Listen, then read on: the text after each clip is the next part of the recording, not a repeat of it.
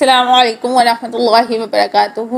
جیسا کہ میں نے آپ سب سے کہا تھا کہ ہر ویکینڈ پر ایک کلاس ہوگی ترجمہ اور ڈیپلی قرآن کی تفسیر کی، اسپیشلی ان خواتین کے لیے جو کہ کسی ادارے میں جا کر تعلیم حاصل نہیں کر سکتی اور نہ ہی آن لائن کلاسز کے پروسیس کا انہیں پتہ ہے اور نہ ہی ان کے پاس ٹائم ہوتا ہے۔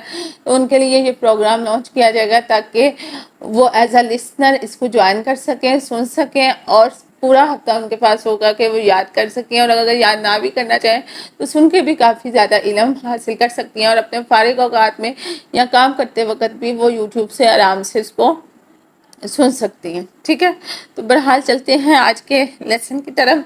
سورۃ الفاتحہ۔ سورۃ الفاتحہ مکی صورت ہے، ٹھیک ہے۔ مکی اور مدنی صورتوں میں کیا فرق ہے؟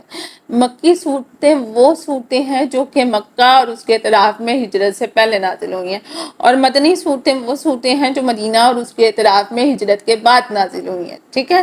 سورۃ فاتحہ 1 رکوع اور 7 آیات پر مشتمل صورت ہے۔ سورۃ فاتحہ کے فاتحہ کے علاوہ بھی بہت سے نام ہیں۔ جو سب سے پہلی وحی نازل ہوئی وہ سورہ علق کی آیات تھی۔ اقرأ بسم ربک الذی خلق، خلق الانسان من علق، اقرأ وربک الاکرم الذی علم بالقلم، علم الانسان ما لم یعلم، ٹھیک ہے۔ اس کے بعد 2 سال تک وحی کا سلسلہ منقطع رہا، اور بعد میں سورہ مدثر کی آیات نازل ہوئی۔ یا ایھا المدثر قم فانذر وربک فکبر وثیابک فطہر والرجز فاہجر، اور اسی طرح 23 سال میں پھر وحی نازل ہوتی رہی، قرآن کا نزول ہوتا رہا جیسے جیسے اللہ تعالیٰ نے چاہا، اور قرآن 23 سال کے جو ہے عرصے میں مکمل ہوا۔ اور جب قرآن کو جمع کر کے ایک کتاب کی شکل دی گئی تو سورہ فاتحہ کو سب سے آغاز میں لکھا گیا۔ اس کے آغاز میں لکھنے کی وجہ ہی یہ تھی کہ فاتحہ کا مطلب ہی ہے کھولنے والی دیباچہ یا مقدمہ یا پیش لفظ یا ابتدا کرنے والی، اور اگر یہ کہا جائے کہ یہ پوری توحید کی اساس ہے تو یہ غلط نہیں ہوگا۔ خود رسول اللہ صلی اللہ علیہ وسلم نے اس سورت کو قرآن عظیم، ام الکتاب اور ام القرآن فرمایا، جس کا مطلب یہ ہے کہ یہ سورہ سارے قرآن کا خلاصہ ہے۔ دوسری چیز یہ ہے اس کے بارے میں، سورہ فاتحہ کے بارے میں ہمیں حدیث میں ملتا ہے کہ اس کے فاتحہ کے علاوہ بھی بہت سے نام ہیں، ٹھیک۔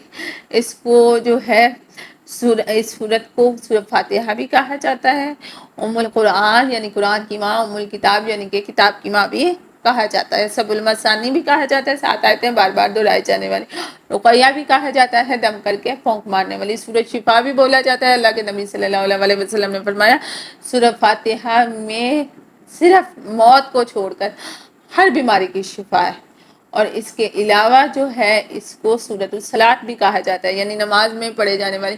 اللہ کے نبی صلی اللہ علیہ وسلم نے فرمایا، حدیث شریف میں آتا ہے، اس شخص کی نماز نہیں جس نے فاتحہ نہیں پڑھی۔ امام اور مقتدی دونوں کے لیے فاتحہ پڑھنا لازم ہے۔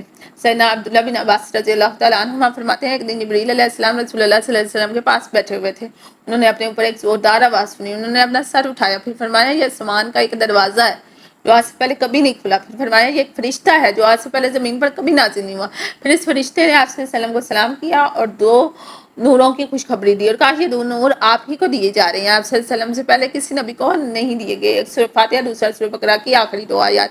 آپ صلی اللہ علیہ وسلم جب کبھی ان دونوں میں سے کوئی کلمہ تلاوت کریں گے تو آپ صلی اللہ علیہ وسلم کو طلب کردہ چیز ضرور عطا کی جائے گی۔ صحیح مسلم کتاب فضائل قرآن، باب فضل الفاتحہ الخواتیم، سورۃ البقرہ، رقم نمبر 806 ہے، ٹھیک ہے۔ پھر سیدنا ابو سعید معاویہ رضی اللہ تعالیٰ عنہ فرماتے ہیں کہ آپ صلی اللہ علیہ وسلم نے مجھے فرمایا، میں تجھے قرآن کی ایک ایسی سورت بتاؤں گا جو قرآن کی سب سورتوں سے بڑھ کر ہے، اور وہ ہے الحمدللہ رب العالمین، وہی سبع من المثانی ہے اور قرآن عظیم ہے جو مجھے دیا گیا۔ بخاری کتاب التفسیر، باب ما جاء فی فاتحۃ الکتاب، رقم نمبر 4474۔ سیدنا ابو ہریرہ رضی اللہ تعالیٰ عنہ فرماتے ہیں، آپ صلی اللہ علیہ وسلم نے فرمایا سورہ الحمدللہ ہی ام القرآن اور ام الکتاب اور دہرائی ہوئی 7 آیات ہیں، اور اس کے بارے میں ہمیں بڑا مفصل واقعہ جو ہے نا حدیث میں بھی ملتا ہے، ٹھیک ہے۔ سیدنا ابو سعید خدری رضی اللہ تعالیٰ عنہ کہتے ہیں کہ آپ صلی اللہ علیہ وسلم کے کچھ اصحاب عرب کے ایک قبیلے پر پہنچے جنہوں نے ان کی ضیافت نہ کی، اتفاق سے ان کے سردار کو بچھو نے کاٹ لیا۔ اب وہ صحابہ کرام سے رضی اللہ تعالیٰ عنہ کے پاس آئے اور کہنے لگے تم میں سے کسی کے پاس بچھو کے کاٹے کی کوئی دوا یا منتر ہے؟ تو انہوں نے کہا ہاں، مگر چونکہ تم نے ہماری ضیافت نہیں کی اس لیے ہم اس کا معاوضہ لیں گے۔ انہوں نے چند بکریاں، ایک دوسری روایت کے مطابق ملتی ہیں کہ 30 بکریاں، ایک میں ملتی ہیں 40 بکریاں، ٹھیک ہے، کہ ہم اس پر معاوضہ لیں گے۔ ایک صحابی خود ابو سعید سے کو روایت کرتے ہیں سورہ ٹھیک کہ انہوں نے پڑھ کر اس کو پھونک ماری اور وہ سردار جس کو سامنے کاٹا تھا یا بچھو نے یا کسی بھی مزید چیز نے کاٹا تھا وہ بالکل ہی ٹھیک ہو گیا، جس پر روایت کے مطابق 30 یا 40 بکریاں، 2 روایتیں موجود ہیں، انہوں نے بطور اجرت لی اور دل میں خیال پیدا ہوا کہ آیا کہ اس کا استعمال کرنا ہمارے لیے جائز ہے یا نہیں جائز، تو اس بکریوں کے ریوڑ کو اپنے آگے لگایا اور اللہ کے نبی صلی اللہ علیہ وآلہ وسلم کے سامنے جا کر سارا واقعہ بتا دیا۔ اللہ کے نبی صلی اللہ علیہ وسلم نے فرمایا تم نے یہ کہاں سے سنا، یعنی تمہیں یہ کہاں سے پتا چلا کہ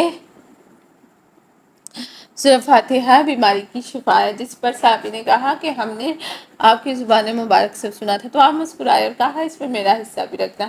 پہلی چیز تو ہمیں یہ پتا چلی کہ قرآن پورے کا پورا شفا ہے۔ اللہ کا قرآن کہتا ہے وَنُنَزِّلُ مِنَ الْقُرْآنِ مَا هُوَ شِفَاءٌ وَرَحْمَةٌ لِلْمُؤْمِنِينَ، ٹھیک ہے۔ دوسری چیز ہمیں یہ پتا چلتی ہے کہ قرآن اور حدیث سے جو شرعی ثابت ہے وہ کیا جا سکتا ہے۔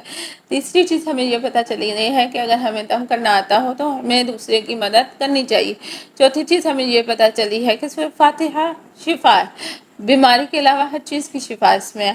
پانچویں چیز ہمیں یہ پتا چلی ہے کہ اگر ہمیں قرآن و حدیث کے طریقے سے دم کرنا آتا ہے تو ہمیں کسی کو دم کرنا چاہیے، اور اگر دم کرنے والا ضرورت مند ہے تو وہ اس پر اجرت لے سکتا ہے، اور اگر ضرورت مند نہیں ہے تو اس کو ویسے ہی جو ہے اللہ کی مخلوق کی خدمت کرنی چاہیے، ٹھیک ہے۔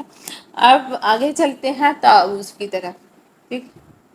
اعوذ باللہ من الشیطان الرجیم، میں اللہ کی پناہ لیتی ہوں شیطان مردود کی شر سے، ٹھیک ہے۔ تلاوت سے پہلے تعوذ کیوں پڑھا جاتا ہے؟